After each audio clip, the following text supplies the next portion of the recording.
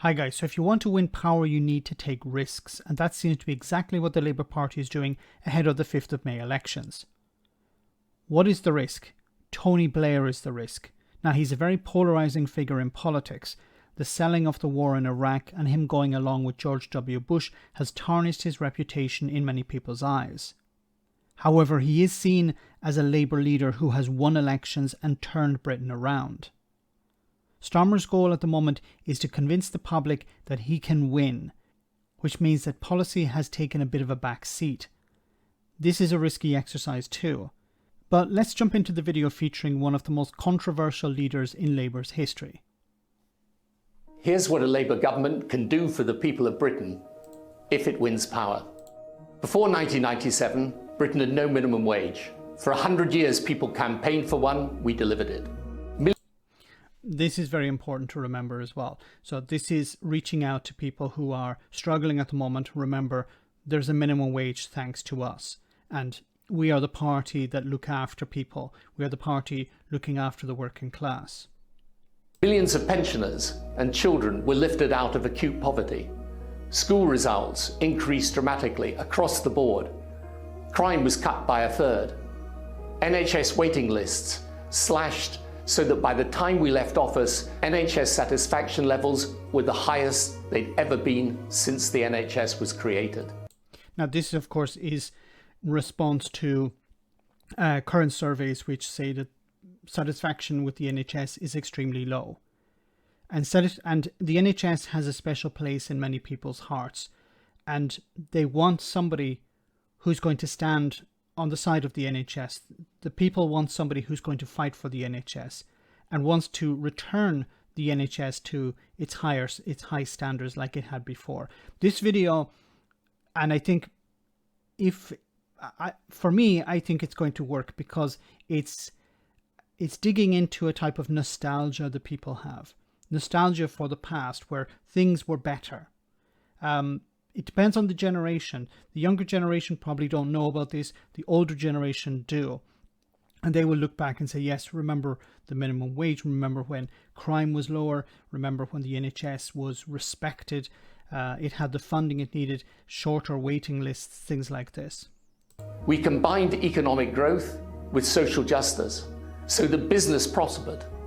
And we had the resources to build new schools and new hospitals. Unemployment was low, employment high. We changed our country to make it more tolerant and more equal. Before 1997, gay people faced discrimination. No one black had ever served in a British cabinet. No Muslims in the House of Lords. Women in Parliament made up less than 10% of the members of Parliament. See, these are things that people forget, that before the Labour Party, the society was very different and Parliament did not represent society. Now Parliament represents society much better. Of course, there are problems that have not been overcome, but this is once again, this is a very positive image he's representing of the past, which is an unusual take for a political party. Parties normally talk about the future. This is what we're going to do in the future. The Labour Party here are connecting with the past, and I think this may work. Maybe I'm wrong, but I think it could work. All of that changed, and changed to last, so that even Conservatives had to support the change. Peace was brought to Northern Ireland after decades of conflict. The Olympics was brought to London, a symbol of a new and different country at ease with itself. And I think this was one of the highest points in modern British history. There was a real passion, there was a real pride in being British. And I think the Olympics was that moment. Of course, Blair's government brought the Olympics to London. The Olympics took place after his government were in power, but the building, the framework, the infrastructure, that all had to be put in place during his administration. Britain became a world leader in aid and development. In these huge ways, and in a myriad of small ways, Britain was changed for the better, because we cared enough to be disciplined enough to win, because we finally understood that when we lose, the British people lose.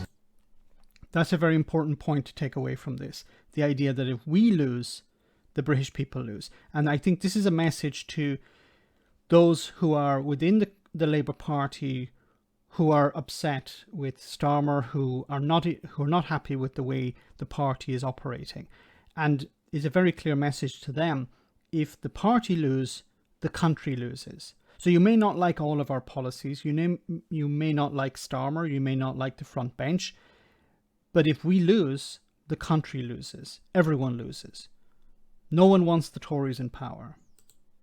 Today, after 4 defeats, just as in 1997, we have new leadership and a renewed sense of purpose and mission.